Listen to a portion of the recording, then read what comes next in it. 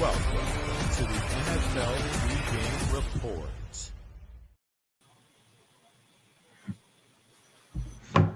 Good morning, gentlemen. How's everyone doing? Good morning, guys. What's up, Dante? What's good? What's good? What's good?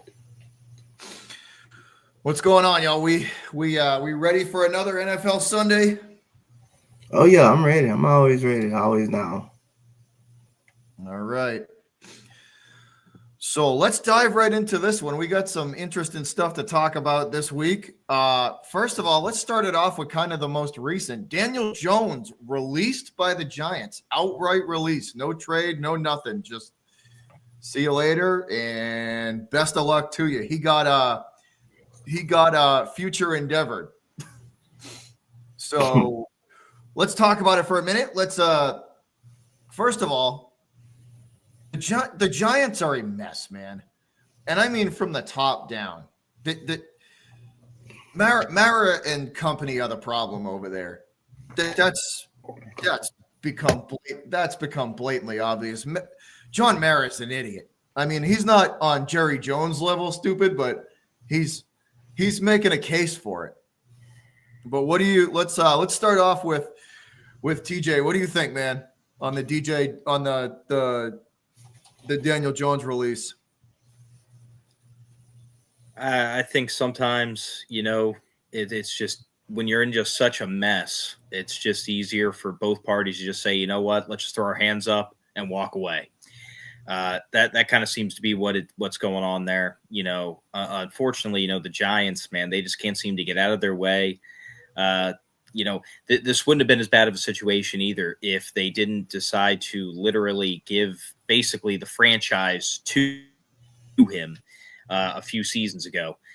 But they're just in a mess. Who knows what they're supposedly they want to keep the coaching staff for at least next season. They're sick of the constant turnover that way. But who knows? I mean, if you finish 2-15 or 3-14, it's kind of hard to argue you deserve to keep your job at that point. But when you're not really being helped by the franchise, again, it's just a full on hands up in the air. They're a total mess.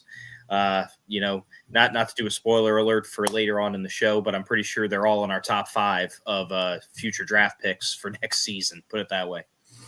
100%. What do you think, Coach? First of all, like TJ said, it's from the ground up. But I want to elaborate on several points. First of all, you got to go back in the draft. I mean, probably the one stud I think you did draft. You drafted Saquon Barkley. I mean, you drafted, Malik Neighbors, who's going to be a stud in this league. But you look at Deontay Banks, who has not been a solid corner. You look at the Neo kid from Alabama. He is doing nothing but get Daniel Jones beat up behind in the backfield. They haven't really addressed the offensive line. Really, that speaks on the fact how good how good of a running back he actually was to run behind a terrible offensive line. So they haven't really addressed that. Like I always say, the quarterback position is the number one thing you have to get right.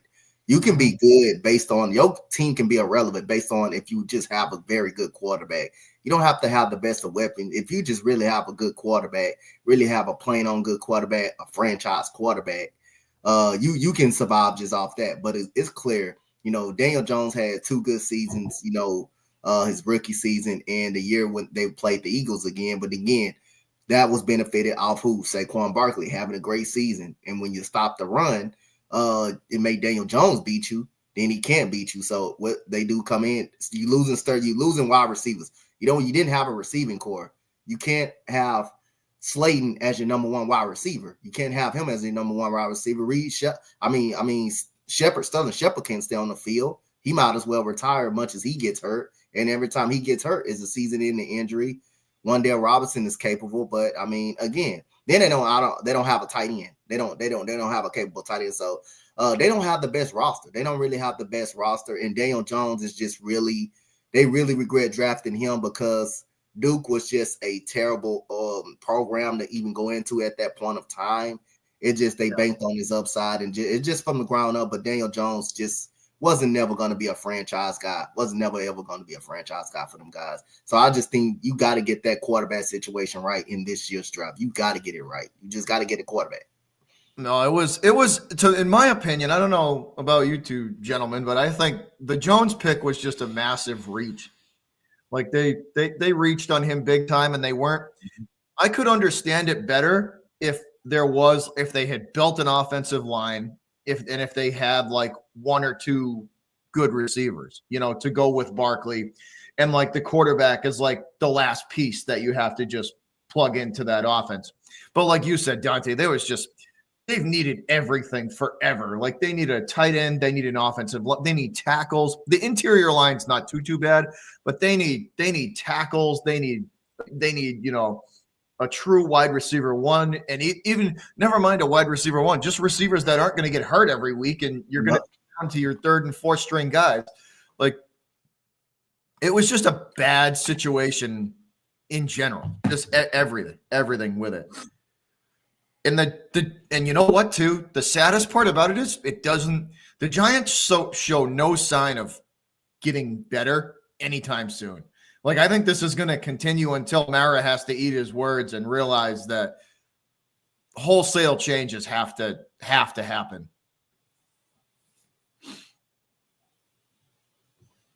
I think we're seeing like a generational shift. It's like suddenly 100%. All the older owners are now suddenly kind of being phased out literally or competitively. The competitively is the big one. The competitively is the big one. These younger teams, and like you're saying, dude, they're literally just being outplayed by these younger owners, younger organizations with these guys that are kind of more willing to take risks. Yeah, I mean, you saw the Steelers the past couple of years; they were stuck in kind of limbo, and then this season, Omar Khan comes in. They kind of switch it up and let him do stuff they haven't done in decades. And now they're not a great team, but hey, they're 8-3 right now. So you know what I respect about Pittsburgh? They find ways to win. They're just a scrappy team. They do the best that they can to stay in the game as long as they can, and if they can win it in the end, they'll try and find a way to win it. And that's respectable, man. You got to respect that they fight, they scratch and they claw for the whole game. They're not one to let. The Texans are one too. It's the same way with these younger teams and younger coaches and younger GMs that like they put together these teams that, yeah, they might not have, phenomenal talent in one or two or three different spots, but they're scrappy. They fight. They don't give up. They're not going to roll over and die on you. You're going to have to beat them for all 60 minutes. The one thing, I would say about Pittsburgh, they consistent with it. They don't 100%. They don't got to worry about going from coach to coach every single time. They don't got to worry about, you may have questions about the quarterback situation, but again, that defense gonna come out and give you a chance every single night. You got a receiver that you can throw to in George Pickens. You got a running back. You got two solid running backs over there that can do some things. So again, I mean, one thing about the Steelers organization, they stay consistent. It's unheard of that you have three head coaches within the last 20-something, 30-something years. That's consistency, man. And a lot of these teams, they panic on the coach. They quick to fire the coach. But then again, the same thing still happen. It doesn't change. Just like the Jets, they quick to fire Robert Saleh, but you still going with the same issue. You still have the same type of problems that you had when he was there. 100%. So let's kind of continue with the young player theme. Let's talk about the rookies this year. Drake Maye, Caleb Williams, Bo Nix, and Jayden Daniels. I'm going to ask you guys a question, and then I'm going to take a 2-minute break. I'll be right back. I got to go run upstairs for a minute. Out of those four, so out of Daniels, Williams, Nix, and Maye, who do you think has the most promise to have continued to, like, who's got the most promise? Who do you think's going to really be a problem in this league for a while? Dante, start it off. I'm going to go. I like Jayden Daniels. He's not going to turn it over a lot. He's going to make smart decisions with the football. And plus, he got his team 7-3. got his team winning football games. So that's most important. Yes, he got off to a hot start. Like, he has not been actually the best lately. But again, Bo Nix probably has better numbers than he has. Probably has better numbers if you look at the numbers. Bo Nix does have better numbers than he have. But far as I like what Jayden Daniels has done to this Washington Commanders team, man. What you talking about? They got new ownership. And all that. They brought in new players. They brought in a very good linebacker and Frankie Louvu. They drafted wide receiver. They drafted got Noah Brown from my Houston Texans, who's a serviceable wide receiver. They got some weapons over there. Brian Robinson starting to come in his own, but Jayden Daniels, like I mentioned, man, it's one thing, to draft and pick the wrong quarterback, but it's if you actually pick of course, you're not gonna know when you're drafting someone. You're not gonna never know who's the right quarterback, or who's the wrong quarterback. You would never know that. But Jayden Daniels just seems like the right quarterback right now. Than Caleb Williams. He just seemed like the right pick for the Commanders. And again, Jayden Daniels has his team winning, so I'm gonna go with Jayden Daniels, even though I do like what Drake Maye is doing with the Patriots. Yes, he's gonna have his days that he turned the ball up, but I like what he's doing. Patriots are playing better football. But I think Jayden Daniels, I like the outside of Jayden Daniels. Plus, he's already on schedule. The team is winning. They in the playoff spot. They in the playoff berth right now. Yeah, I like Jayden. I like Jayden Daniels. Go ahead, TJ. What do you think? I'm going to say Jayden Daniels as well. Bo Nix is a close second. But Jayden Daniels, he just has, for me personally, I like a scrambling quarterback. I like a running quarterback. And he brings that. He has the dual threat option to him. And one of the things that you worry the most about a quarterback when you draft a quarterback is, number one, is he going to be able to translate to the NFL and show promise? He did that right off the bat. Is he going to be able to show improvement? Yes. And worst case, if where he is at, say right now, is his ceiling, does he still give a chance for the team to win years down the road? I say, even if he does not improve from where he is right now, he is still going to probably be a mid-teens quarterback in this league. And he still has way more upside, I think. So I think the Washington Commanders really did hit a home run by getting him. I think they're going to be a team to be reckoned with. And I can see Jayden Daniels, down the line, maybe 3-4 seasons from now, being in the argument for a league MVP award. I'm going to go. Jayden number one for sure. 100%. But the other three are kind of all jumbled in there together. They're kind of just like a one and then a 1A, B, and C. Because it's just that it's kind of hard to differentiate because they're all in similar situations. They all have pretty good promise. They're all pretty smart. The football IQ on them is pretty good on all the rest of them. If I had to pick, I would probably say Drake after Jayden, Bo Nix right behind him, and then Caleb. I think more of Caleb Williams' stuff is raw athletic ability over football IQ. Like, Williams is a better raw athlete than Drake Maye and Bo Nix, 100%. He's got better athletic skill. And it's not even a contest. But when it comes to like reading defenses and diagnosing stuff at the line of scrimmage, I think they're all pretty close. I mean, you've seen Caleb Williams throw some bad interceptions, Bo Nix too, and it's the same thing with Drake Maye. I've seen all three of them really mess up reading defenses. So I think they're all kind of just right close together. But Jayden's the clear winner in that scenario, 100%. Rookie of the year. 100. Oh yeah. Like no doubt as of right now. If the season ended right now, he would 100% be it. He'd have to like bomb out statistically to not win it at this point. And the craziest part about him is that it was immediate impact. It was immediately. Yep. Step right on the field and right from the game one, drive one, the kids showed that he's going to be a problem.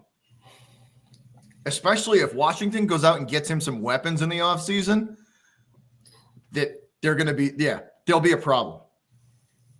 If Washington improves their offensive line just a little bit, and then gets him a decent like some more weapons to go with McLaurin and that crew that's in there, you get him a tight end or something, like a really high, let's say they draft a tight end, that team's going to be a problem.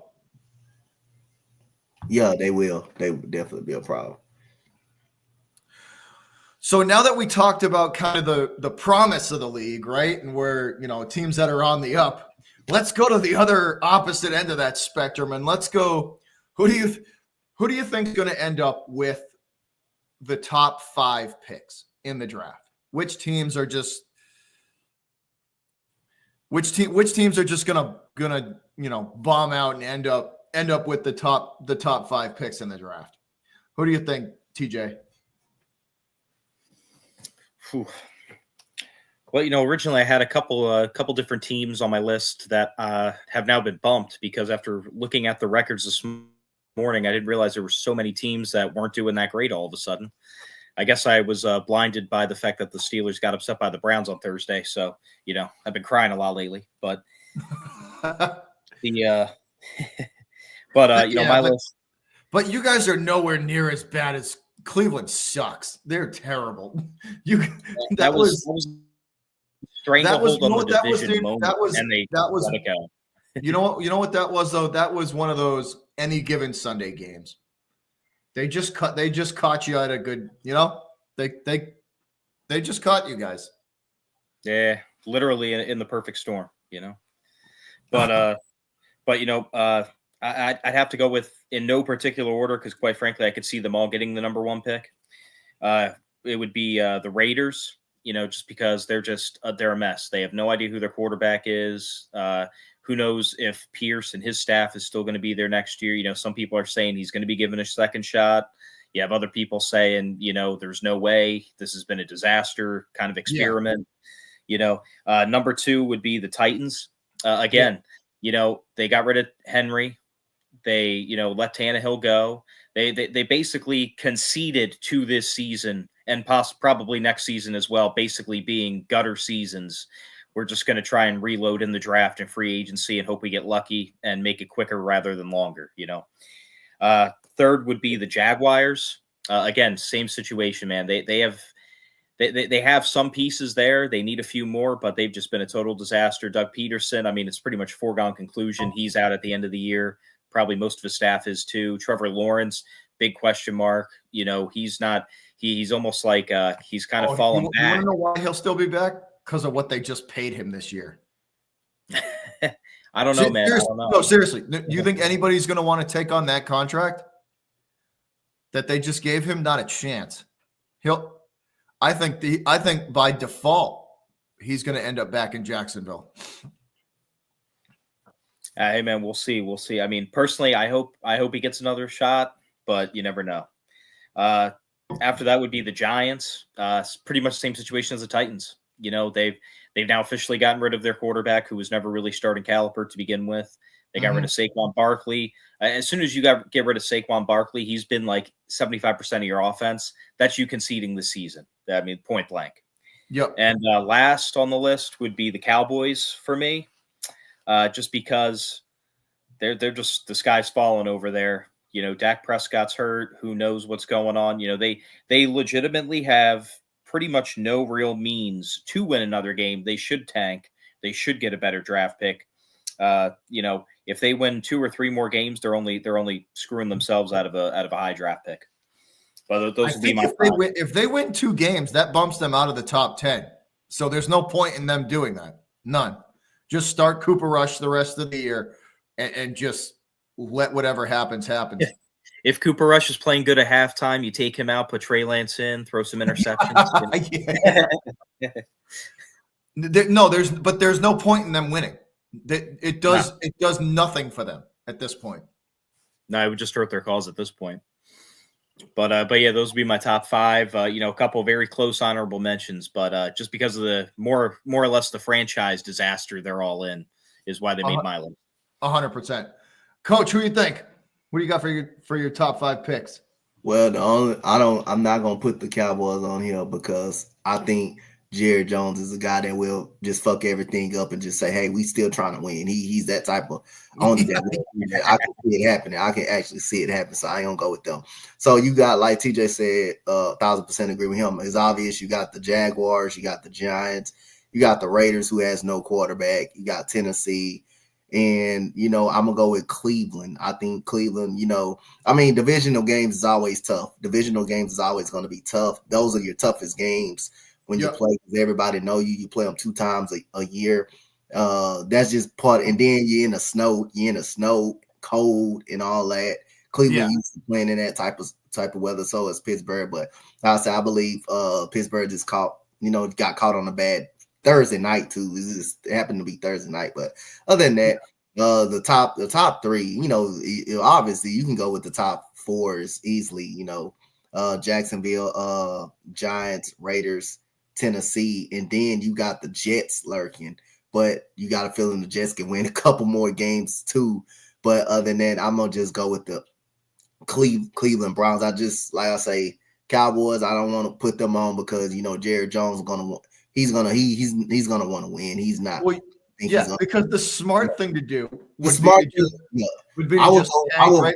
Yeah, you know what I would do? I would just not start Cooper Rush and I'd just play Trey Lance. You got to see what he got. But see, that's what they should do. That's what they should do, but they won't do it. They won't do it. No, they're going to do everything they can to try and win. Yep. Carolina too. They're another one. Can be up and now. They're going to be in the top 10 for sure. They're going to be in the top 10 for sure.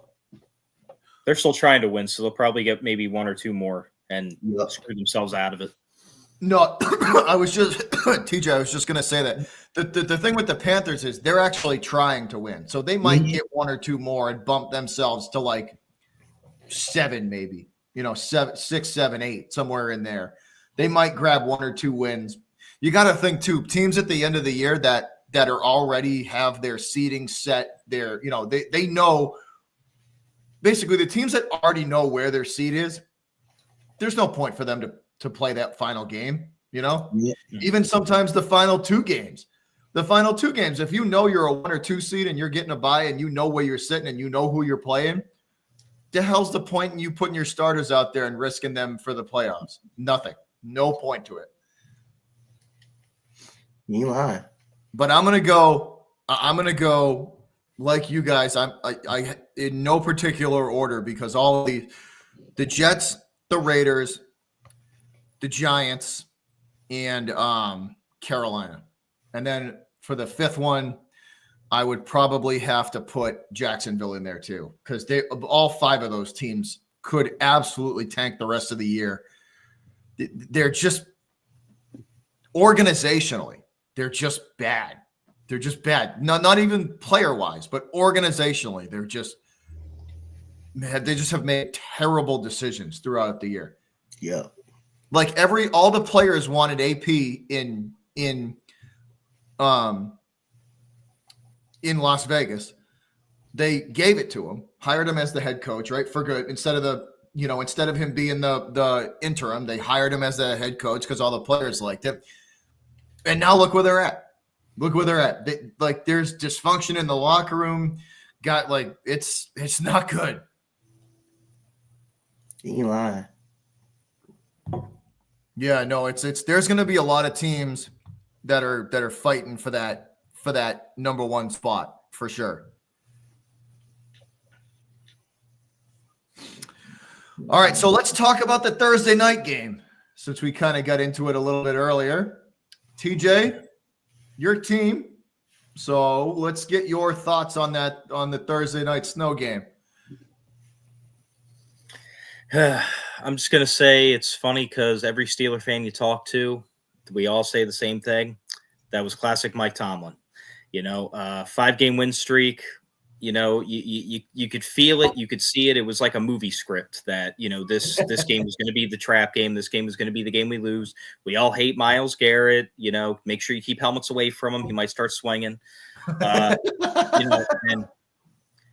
And of course, he's the first guy cheering and happy afterwards. I'm just happy again he didn't grab a helmet and start swinging. But I just it was just one of those games, man, where it just seemed like everything that could go wrong went wrong for the Steelers, and every break that the Browns needed, they somehow got. I'm still undecided on, I don't know if it would have even made a difference in the long run of the game, because they still scored a field goal on that drive. But, that incomplete pass to Pickens being armbarred on the sideline, doesn't help that he had the oldest looking referee on the field watching that play. But hey, that's just me. I'm shocked that was not called a penalty. Man, dude, they were getting away with grabs all night. But either way, I mean, the Steelers, even with that going against them, going into Cleveland, a divisional game, that when you're the away team, you're definitely going to get the shaft on judgment calls. Yeah. So I just think they didn't go in looking for it. I felt Russell Wilson, he looked out of his element. He did not like the cold. Literally the one drive that they gave Justin Fields a couple plays in a row, went right down the field. Then they put Wilson back in, 1, 2, 3 and out, had to kick a field goal. Again, I'm still a big Justin Fields supporter, especially in the snow and the storm and a short week. I feel like he should have been given the start, or at least been given the reins after a really slow first half. But say la vie. And hey, who needs a stranglehold on the division anyway? Mike Tomlin's already only one game away from the standard of 9-8. So maybe you can answer me this. What was their reasoning for starting Wilson over, like, Fields was playing well. Like, there was no indication that he deserved to be, taken out as the starter. Mike Tomlin. It was Mike Tomlin's pure decision, because it was promised to Wilson before the season started. Even though, in sports, when injuries happen, I mean, obviously as a Patriots fan, damn well, hey, next guy comes in and steps up. You do not go back to the other guy. Hey, sorry, man, you missed your shot. Not my fault. Especially if he's playing well. Like, Fields was playing really well. Like, really well. If he started that game in the snow with the ability to run, Steelers win that game on Thursday. I can guarantee it. That's just one of the decisions that that's just a head scratcher. Like, he was playing so well, and he had gotten into a 2 or 3 game, like a 2-game rhythm, 3-game rhythm. And then they just kind of were like, nope. Yeah, he even had a 300-yard passing game too. I mean, I would have said, sit your old ass on the bench, Russ. You ain't going nowhere. Hey, Russ, go weld on the bench, okay, buddy? Somebody medical tape his ass to the bench and just leave him there. Dante, what are your thoughts on Thursday night, buddy? My thoughts on Thursday night, I mean, it's just one of these little trap games where Thursday night game, snow game, I mean, bad conditioning. I mean, Pittsburgh did whatever all they could. They, by the numbers, you think they won the game. I mean, they held the ball for 35 minutes, 11 more minutes than Cleveland did. They controlled the game, really. Couple of throws that Russell Wilson did not make. You even had Cleveland going 1 for 10 on third down efficiency. What they won on the fourth downs, though. The fourth down, they were 4 for 4 on fourth down efficiency. So you can say that played a role. But again, another game you lost when you forced your opponent to have 3 turnovers. You will force your opponent to have 3 turnovers, and you still find a way to lose that ball game. I mean, defense played solid. They played okay. I mean, again, well enough to win the game. Just couldn't get going. I mean, Nick Chubb had 2 touchdowns in this game, 2 rushing touchdowns in this game. So pretty bad officiating. But again, everything again, Steelers, converted us. I mean, they third down efficiency, 7 of 16, third down efficiency. I mean, they did everything they could to win. They outpassed them, outgained them, and you still lost the game. I mean, that's pretty much that's a disappointing loss, man. I mean, again, Russell Wilson didn't play. So I'm just looking at it by the numbers now. I just pulled it up, right? This is it was really close. So total yards 368 to 304, right? So Pittsburgh won there. Pittsburgh won in the passing game 248 to 219. They won in the rushing game 120 to 85. The yards per play were the exact same, 5.5. First downs were the exact same, 17. But Pittsburgh went friggin' almost 50% for third down efficiency, 7 of 16. That should mean that you guys are on the field putting points on the board. You know what I mean? Like that's what that should say. And you had 67. Well, they also failed on fourth down. They also had 6. So the total plays too, 67 to 55. That's you had more plays than them.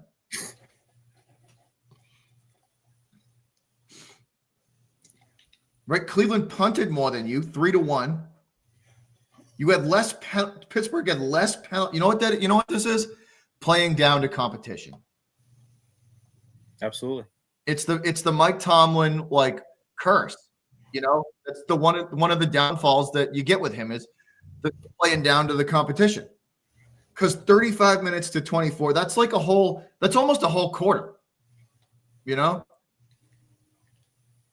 That's almost a whole quarter of holding the football. That's basically 2 extra drives to put points on the board. You guys put 2 field goals up, you win that game.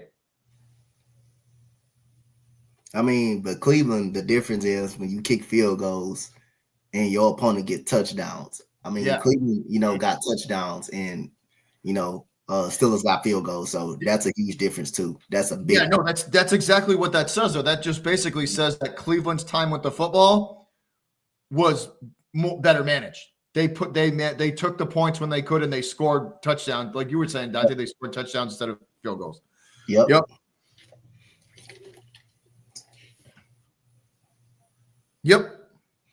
That's what it was. Cleveland was getting touchdowns, and Pittsburgh was just kicking field goals. They were kicking field goals. All right, so we got a couple of highlight games here, guys. Let's jump into those for the upcoming week. For today, let's talk about them. Cardinals and Seahawks. Dante, who you got? I'm going for the Seahawks at home. They got a huge win over the 49ers at San Francisco. I think the Cardinals, it's a way the Cardinals can win this game, but I'm going with the Seahawks at home to win this game. I'm going with the Seahawks at home, to beat the Cardinals. TJ, who you got? Hawks or the Cards? I'm going with the Seahawks. They had a big win last week. They play a lot like the Steelers in terms of they always play for the most part consistent. It just depends on can they pull the game out in the end or not for the most part this season. And the Cardinals, they're kind of hot and cold. You just never know what team you're going to get from them. It should be a good game, but I think the Seahawks are going to edge the Cardinals out in the end. I'm with that. I kind of feel the same way. I think it's going to be a real close game. I think Seattle is carrying the momentum. And I do think that's going to be either a touchdown or field goal game. I will take the Seahawks in that one as well. All right, next up, we got for our second highlight game, Eagles and Rams. TJ, what do you think? Who you got? It should be another close game, but sneaky good game. Sneaky good game. Oh yeah. I think I'm going to go with the Eagles just because they seem to be slightly more on the consistent side lately than the Rams have been. So I'm going to go with the Eagles. Should be another close, probably field goal or last second touchdown makes the difference game though. Definitely. I think that's going to be a sneaky good game. I think the Rams could give them some trouble. I do. Coach, what do you think? Well, I'm going to take the Eagles. They're the hottest team, probably outside of the Lions, the hottest team in the NFC. I'm going to take the Eagles to build off that momentum. I do see a way that the Rams could win this football game. If they don't turn the ball over, I could see a way for them to win this game. They won the last 2 ball games, so I can see a way. This is going to be a really close game. I say it's a 4-point victory by the Philadelphia Eagles, but I would not be surprised if the Rams have won this game. If I'm the Rams, you know how I'm playing this game? I don't know how you guys feel, but lately I think Philly's been playing a little soft on the defensive end, the defensive side of the football, kind of like that bend, don't break kind of deal. So I'm taking everything they're willing to give me. And if I got to kick 9 field goals and put points on the take if they take what Philly gives them and just goes down the field and controls the clock, I think the Rams have a legit shot. My advice to them would be take the points when you can. If you're close and there's any doubt, kick the field goal, take the points. Obviously score the touchdowns when you can, but take the points. You can argue the same for Sirianni too. What's up? You can argue the same for Sirianni too. Just take the points, bro. Same thing. Yeah. No. 100%. Yeah. But if I'm the Rams, that's how I'm gonna try and beat the Eagles is to keep Jalen Hurts off the field. Absolutely. All right, one more highlight game, gentlemen, and then we'll jump into some lightning picks just to get everybody's thoughts on the games for today. The Ravens and the Chargers. Coach, what do you think? I picked the Ravens in this game to bounce back. I picked the Ravens in this game. I think they're going to win this game really close. Like their defense has been slipping a little bit, but I like Lamar Jackson and Zay Flowers them to bounce back and win this game. Even though Jim Harbaugh got this. I mean, Harbaugh got this team playing absolutely well. The running game was good. Justin Herbert was killing it last game. Even though the Chargers did show some bad issues last game because the Bengals came back. Bengals actually came back. And then Justin Herbert just, was hot all night long and be able to take the team down the field to get a touchdown. No, I'm taking the Ravens. I'm taking the Ravens to win this game. It's going in a close ball game. I think the secondary. I think the Bengals came back because the secondary got tired. They looked gassed at the end of the game. They couldn't keep up. They couldn't keep up with the Bengals. That would be my worry if I'm Baltimore, that back end of that defense. TJ, what do you think, though? I think it's going to be another coin toss game. My heart really wants the Ravens to lose, so I'm going to go with the Chargers. It would. Not say anything about that giant Steelers logo behind you. I'm completely unbiased. I just want the Ravens to lose every time. That's all. Honestly, I looked as Coach was talking, and the game is in LA, so I think that's going to give them the edge. I think it's going to be another really close game. Yeah, it's at SoFi, so I'm going to go with the Chargers just because of home field. I might do the same. I think I'm going to pick the Chargers too, man. Harbaugh, I think they're finally starting to turn that corner. I think they have a rhythm. I think Harbaugh is kind of – it takes a while for new coaches to kind of learn the team. You know what I mean? It can take a little bit for them to kind of learn the team and get the feel for, what guys, what situations to put guys in and, who works best here and there. And I think Harbaugh and that team are starting to figure it out because Herbert did light it up last week. Mm-hmm. And they're starting to use Corum, which I absolutely have been screaming for them to run the fucking ball forever. That kid is a battering ram. Use him. He can handle 20 carries a game. Use him. He's built like a freaking tank. He can take the hits. Let him carry the football. So I'm gonna bounce off of that, man. I'm gonna take LA in LA too. I think they beat them, but I do think it's real close. It's another 3.6 point game. It's a good game, but I do think they pull it out. And I like Harbaugh too. I like that old school hard-nosed kind of coaching. One of my favorite coaches was Bill Cowher because he just didn't take any shit from anyone and would get in these guys' face. He would scream at guys and just tear their ass up for making for fumbling a football or just making a boneheaded play. I like the old school coaching like that. And Harbaugh is kind of bringing that back. He's holding people accountable in LA, and I think it's finally starting to turn over and starting to work. If you put your head down and grind and you pay attention to the little stuff, it works. That's how you win games. Football is a game of inches, man. But let's jump. So to end this, gentlemen, let's dive right into. We'll do some lightning picks here. Let me pull up the schedule for today, and we will jump into some lightning picks. Let's see. All righty, we ready? We're just going to go lightning round with this.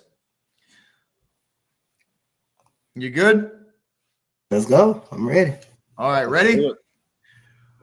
Starting off with the 1 o'clock time bracket, Minnesota at Chicago. Dante, who you got? Oh, this is a tough one, man. Chicago coming off a tough loss, which is, when it comes to a certain mode, Bobby, I'm pretty much sure you know this very well. Oh, yeah. Yeah, I'm pretty much sure you know. It's just certain teams have your number. It's just certain team is your daddy. Just like the Astros, the Yankees' daddy when we play them in the playoffs. Hey, the enemy of my enemy is my friend. Fuck the Yankees. Green Bay is to Chicago. Green Bay is just Chicago's daddy. That's just all it is. But other than that, this is a trap game for Minnesota, man. Sam Darnold 100% it is. 10 picks. You know what? I got Minnesota in the pick 'em, but on a live stream for his picks, I'm going to take Chicago at home to beat Minnesota. I think this is going to be a really tough game for the Minnesota Vikings to win, especially the way they lost to the Green Bay Packers. Now, if they don't come out and play worth damn out here, then something is wrong. Something is wrong with Chicago. The season will be over, officially over for the Chicago Bears. But I think the Chicago Bears will play with some fight, some energy in this game. And I think then they're at home again. I think they will beat the Minnesota Vikings today. So I'm going with the Chicago Bears. Check. TJ, who we got?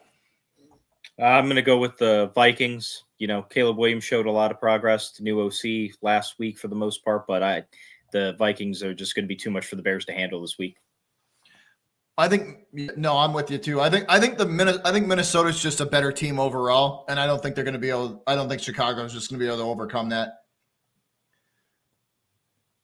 All right, next up, Indianapolis might want to pack this in and just forfeit this game. Detroit traveling to Indy.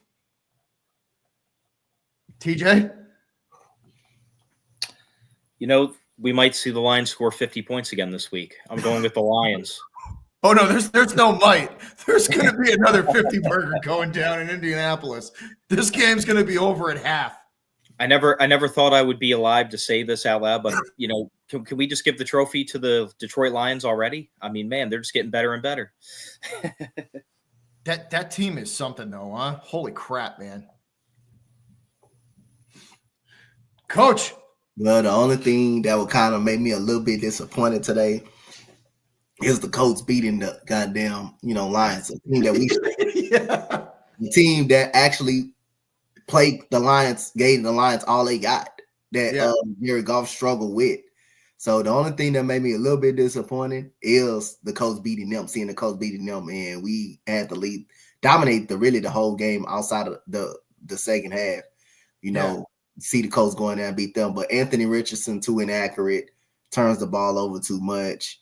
If he's not running the ball, then, hey, he's not going to throw the ball accurate. The Lions definitely going to put up points because that Colts defense is not good at all. The Lions definitely going to put up points. So what they're going to do to Anthony Richardson? They're going to the Lions are going to sell out and stop the run and literally make Anthony Richardson. That's what you got to do. Yeah, you sell out. They're going to make Anthony Richardson throw the ball 40 times and they're going to have 3 picks because he's just going to be trying to do too much. They may make him do this again. They may make him tap out again like the Texans. Oh yeah, no, he's. But that's going to be their game plan. They know that Richardson throwing the football is not good for Indy. Mm-hmm. They're going to sell out to stop the run, and they're not going to. They're going to. You watch. It wouldn't surprise me at the end of this game if their yards per carry for the backs are 3.1, 3.2, if that. they're going to put them in second and long every time they get the football. Yep. All right. Next up for the 1 o'clock time frames, my New England Patriots traveling to Miami to face the Dolphins. TJ, what do you think? I think this is a game of will, and the Dolphins need it. They still have an outside shot of making the playoffs. So I'm going to say the Dolphins, but I think it's going to be another one of those low-scoring, ugly defensive games that the Patriots are starting to revel in now. The Patriots defense fucking sucks. Come on now. This as much as the Dolphins are struggling, I still think they beat the Pats by 10 points. There's a lot of stuff going on in New England right now, and it's not good. The tackle, Drake Maye is the offense. He is the offense. The tackles, he has the interior line is fine. It's the tackles. They're just, the team isn't what it used to be. That's the best way I can describe it. It used to be run the football, control the clock, put teams in bad situations on defense. And right now, their D is just giving up so much, man. It's just giving up the defense is breaking the offense's back. Because the D used to the reason why the Pats back in the day with Brady were so good, and Brady gives credit to this all the time too. The Patriots defense would put him in short fields like 40% of the time. So when you don't have to go 80 yards to score a touchdown and you got to go, 45, 50, 55 yards, that's a huge difference. The Pats defense is no longer helping them. It's a hindrance now. There's a lot of problems on that team. They don't have a true wide receiver. Patriots don't have a true wide receiver one. The cornerback one that we got, Gonzalez, is struggling now because teams have tape on him and they figured out, what they're doing to him now? They're putting him in a lot of positions where they just pick him, He's following a guy and they just run a pick play on him. That's how they're getting guys open against him now. That they've done it now for 2 weeks in a row where they run pick plays right in front of him.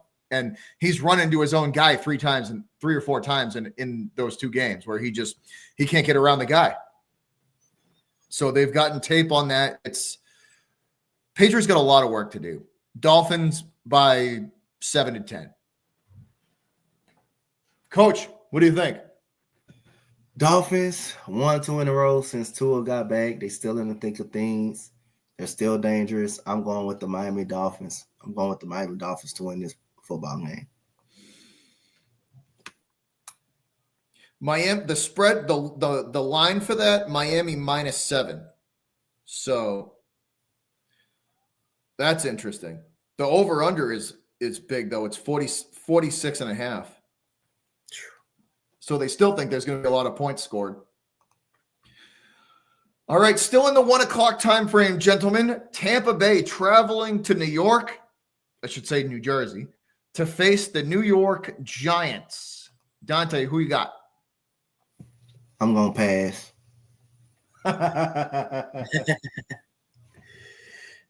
I think that's a coin flip. No, not for me. Not for me. I think the Tampa Bay. Oh, it's a coin flip for you, but when I say I'm not going to pass, I'm going to pass. That means I'm going for Tampa Bay. I'm going for them.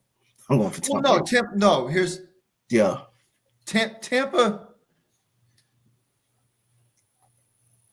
Tampa should win that game. That's a trap game. You watch, though, Daniel being benched and then with Tommy, you watch the Giants win that game by 6 points or watch. I could see that happening because that's just what happens in the NFL. TJ, what do you think? Does DeVito still have that same really cool looking agent? Because that'll affect my pick. Yeah. No, the Bucs. Yes. Bucs 100% of the time. The Bucs, they're still in the thick of things. They still have a shot to make the playoffs. It is a classic trap game, but the Bucs should win this probably like 10-14, but we'll see. They should. If the Bucs come in there and take care of business, they should win by 14 easily. All right, let's see. Moving down, we got 3 more games in the 1 o'clock time frame, and then we're going to go to the early afternoon. Next up, Dallas traveling to Washington to play the Commanders. Dante, who you got? I will tell the Cowboys good luck. I will be nice and tell them good luck. Man, I'm going with the Commanders. TJ? Yeah, man, the Commanders all the way. They should win this. Again, this should be another probably 10-14 point game. You never know, divisional game. They could be surprised a little, but yeah, Washington. All my Eagles and Giants fans are about to like me a lot because I got this for the Cowboys. And I think Washington wins that game by at least 2 touchdowns. I think Jayden Daniels throws for 350 today. Seriously, I think he throws for 350.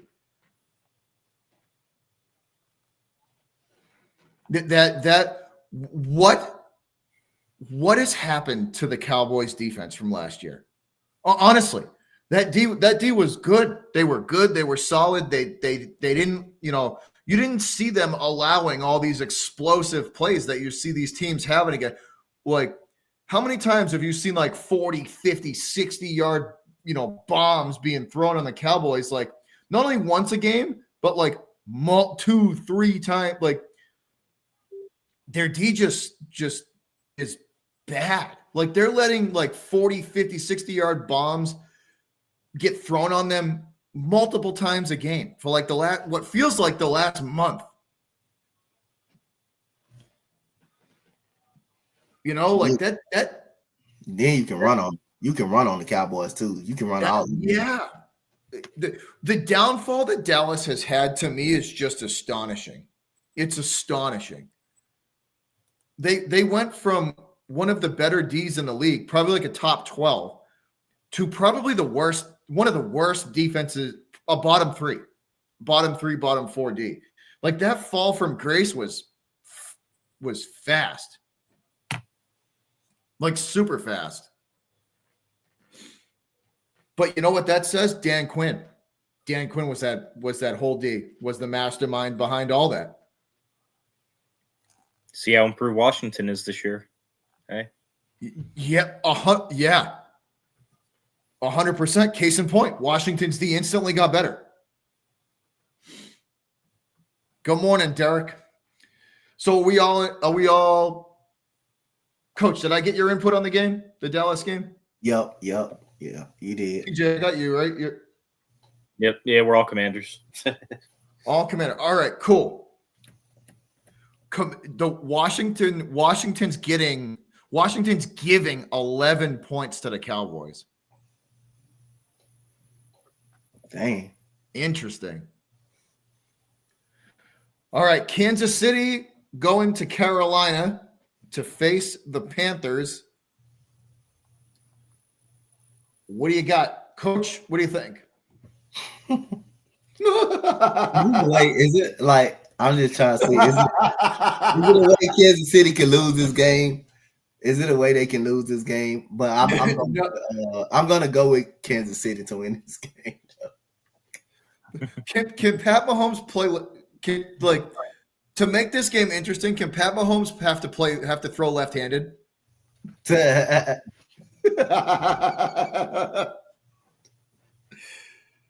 Oh God! And didn't they lost last week, right? Yeah. Kansas City lost. Oh no! All right, so this game's going to be 34-6 with 4 minutes to go in the second quarter. They. Do we post picks? I don't think so, Derek. I don't think we do. We should start doing that, though. Maybe we'll look into that. TJ, what do you think? I I think Kansas City can save the paycheck for the refs for a call or two, because they should win this game without that.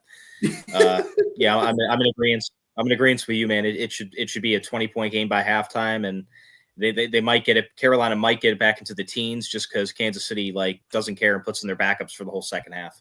Yeah. No, and you know for a fact that Buffalo loss had to piss them off. Like this is make an example out of you. Sorry, not sorry game. Like this, they are gonna.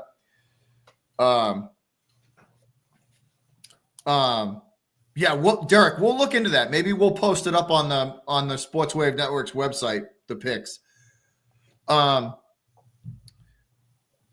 Yeah, like this is one of those rebound games for them. They're going to come back and they'll be like, no, sorry, guys, we're still the Chiefs. Here's 52 points for you.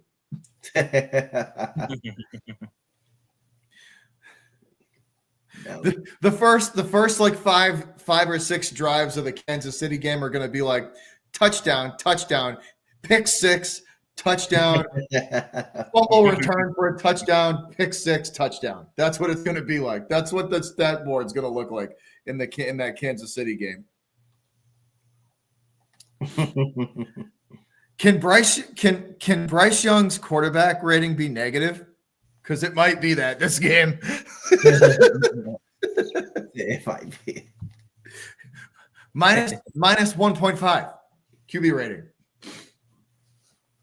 Oh god, that's going to be an ugly. I feel bad for Carolina. I'm sorry for you and your fans for what's about to go down at 1:00. All right, moving down the line, gentlemen. Our final 1:00 game. Tennessee traveling to Houston. Coach, your Texans facing off against the Titans. What do you got? I'm gonna go with us by 10 points, but again, these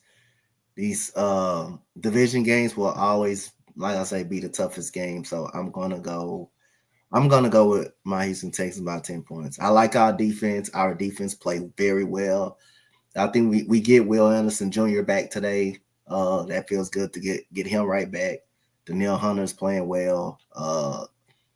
The offense, Joe Mixon is just running wild.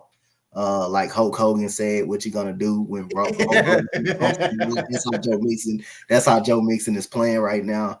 But other than that, I got to tell my Texans about at least 10. TJ, what do you think? Last week, the Texans snapped a scoreless touchdown second half by the offense drought that they had going on. This week, I think they score probably 2 or 3 in the second half alone. Texans all the way. Yeah. I'm going to take the Texans. And correct me if I'm wrong, Dante, but haven't you guys been dealing with a lot of injuries this year? Like on and off? Mm-hmm. Yeah, Nico Collins just came back against the Cowboys. He just got back against the Cowboys. Will Anderson been out the last couple of weeks. Yeah, we still ain't got our linebacker Christian Harris back. I think our other corner Kamari Lassen will come back today too as well. So yeah, we've been on and off with the injuries. We've been on and off really with the injuries. That's what I thought. I didn't know for sure, but I thought I was hearing that the Texans just all throughout this year have been dealing with injuries on and off. Nico Collins is back, which is huge, and Joe Mixon is healthy again, which is also 2 massive parts of the offense. And Mixon's a freaking animal, dude. I didn't realize that dude runs as violently as he does, dude. He runs people over. He is not afraid to lower his shoulder and just go through people. All right, final 1:00. That was the final 1:00 game, guys. We're into the early afternoon ones. 4:05. Denver traveling to Vegas to take on the Raiders. TJ, who you got? I'm going to go with Denver. They're just playing better football. Bo Nix is starting to light it up a little bit, showing a lot of improvement. And Denver, quite frankly, just have way more to play for at this point. Definitely. Coach, what do you think? They're like TJ said, Denver got way more to play for. They in a playoff spot. They in the playoffs if the playoffs start today, and you just have, the Las Vegas Raiders. They have nothing to play for. But other than that, these are the type of games you kind of want to watch out a little bit because these are the guys, these are the teams when you're down the stretch and you're fighting for a playoff spot. These are the type of teams that will try to come and play and beat you. So you got to make sure you get off to an early start. But at the end of the day, man, it's just like this team seems like they ready to go home. The Raiders probably, I don't think Antonio Pierce will be there this coming off season. I think they'll fire him. Even though the players spoke out in highly of him and wanted him back, they're just not playing for him right now. They're just, not playing well for him. Quarterback situation is just quarterback situation just abysmal over there. They don't have the wide receivers anymore. The real bright spot you got over there is Brock Bowers. That's the real bright spot you got over there in Las Vegas. You got then you gave a lot of money. You gave a lot of money to Christian Wilkins. He gets hurt. Your first round pick, Tyree Wilson, hasn't showed up at no point. He look like a bust at this point right now. You don't have a running game, so who you running the ball with? You regret not paying Josh Jacobs, something that you should have done. But other than that, it's time for the Raiders to rebuild, get a quarterback next year. Another team that need a quarterback. You need a quarterback badly because Aiden O'Connell, you're not sold on him. And most of the players wanted him to be the quarterback this year, and you just didn't give him an opportunity. So again, starts with a new coach. You got to get a new quarterback, and you need everything. The Raiders need everything in the draft. You need everything in the offseason. You need everything in the draft. Yeah, they're one of those. They're one of those teams where it's not going to take just one. Like I agree with you 100%, Dante. This is not going to take one draft to fix. They're looking at probably 3 to 4 years of free agency and draft to rebuild that team because they need everything. They need an offensive line. They need a running back. They need a quarterback. They need a friggin' defensive line. Like they need everything.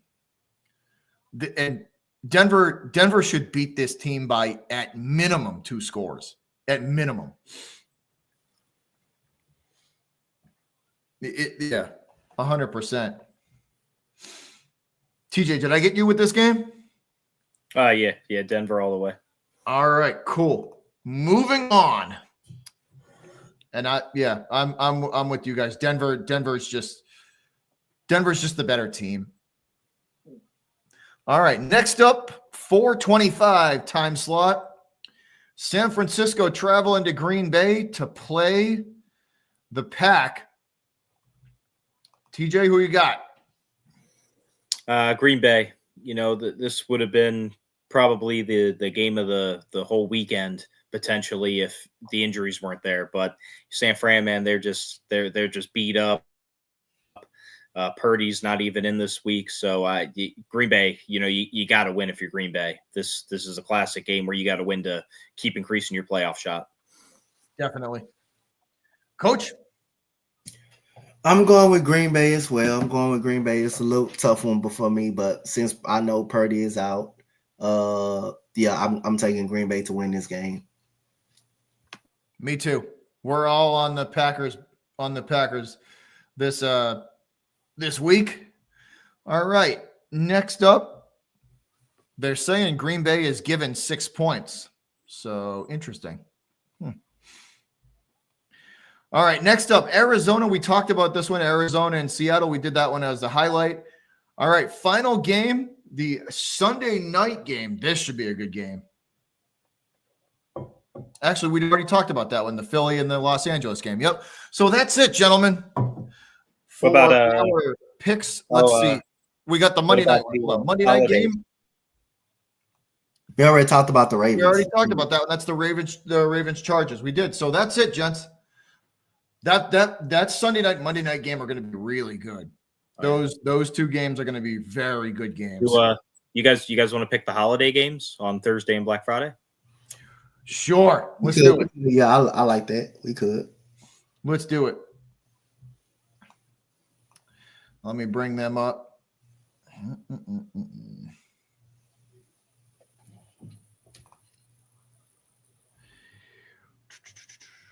All right, so we got 3 coming up on Thursday.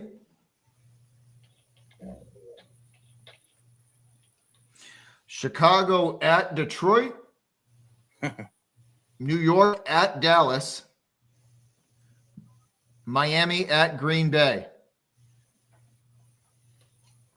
So let's start off with the Chicago at Detroit.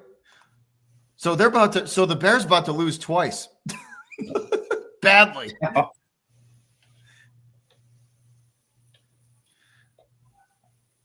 You might see an all-out riot in Chicago. Like, it's going to be bad. Coach, what do you think? Man, God. So we saying the Bears about to get two ass whoopings this weekend.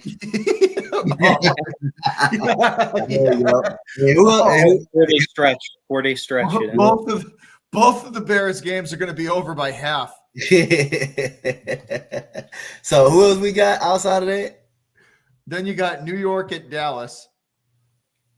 Well, at least that game has a chance to be close. So technically, after I eat my Thanksgiving massive meal, I'm going to be able to take a nap from 2 o'clock to about 7.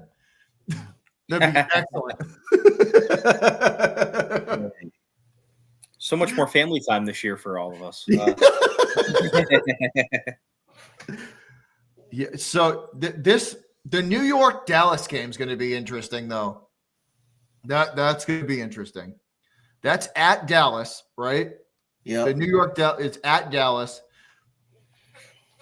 Both of those teams just are horrible. Like, what an awful run up.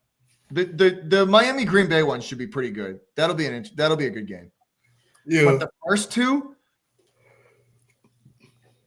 two are awful. Who puts that? Like, dude, that Detroit game's going to be over in the first quarter. Like, for real, that Detroit's game's going to be over in the first quarter. You ain't lying. They play in Detroit too? Yeah. Yep. In Detroit. Ooh. Yep. Well, just remember, though, it is the Thursday, though.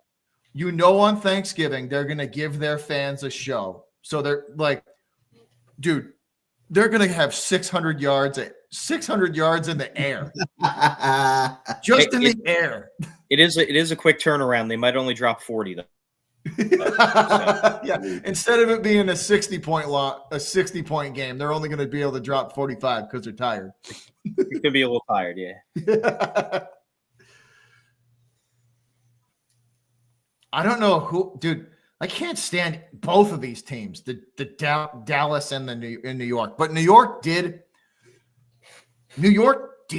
take 2 Super Bowls from me, so I might by default have to root for the freaking Cowboys,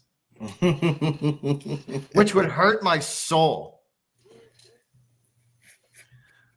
But the Miami. So what do you think? Miami at Green Bay. That's going to be a good one because that's going to be cold.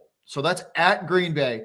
Miami traveling to the Pack to Lambeau Field to play. Green Bay might win that game simply because of weather, and Miami's not used to playing in that kind of shitty weather. Yeah, I'm gonna take Green Bay to win that one. I'm gonna take Green Bay. That's what I'm thinking. This time of year in Wisconsin, it's not pretty. I'm gonna go with Miami for the upset. Oh, that's not bad. Not bad. You're going Miami for ooh. All right. So, and the Friday game, we might as well just sleep through this one. 3 o'clock start on Friday. Las Vegas traveling to Kansas City to play the Chiefs. Dang. Whoever's playing quarterback, I feel bad for the Raiders. They might as well just be like, nah, man, I'm a head out. I'm gonna pack it in. I'm gonna go eat some leftovers. So the Raiders got to get they behind whooped again too, huh? Yeah. Yep.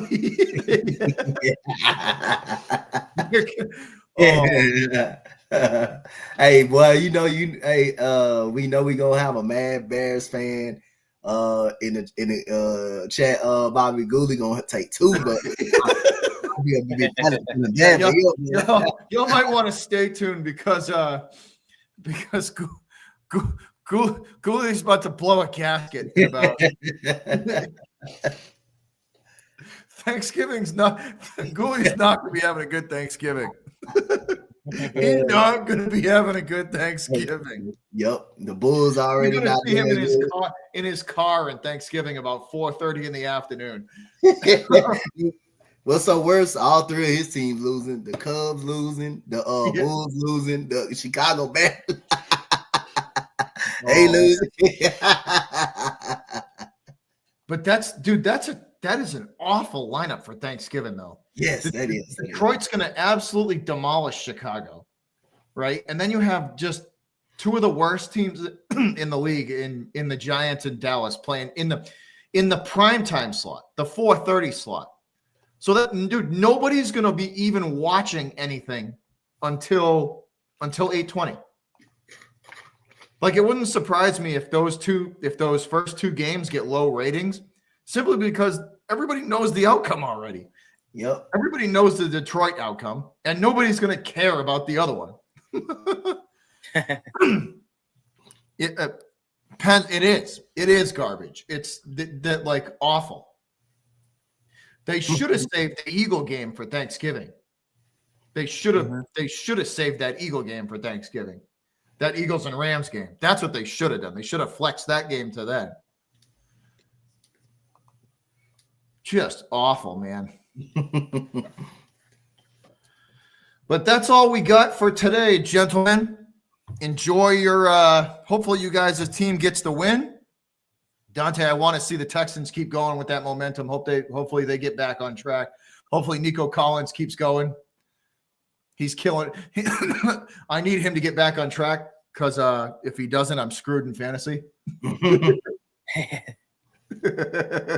Yeah. No, the Texans will be fine. They're going to get back on track. They should win that game. Yeah. But thanks again, gentlemen. That's it. That's all we got for today. Good luck, y'all. Good luck to everybody in the chat to your teams. Hopefully we all get to celebrate a victory Monday. And happy Thanksgiving from everybody here at the Sports Wave Network to you and yours. But for now, we are out of here, guys. Everybody have yourself a good Sunday, and we are out. See you guys later.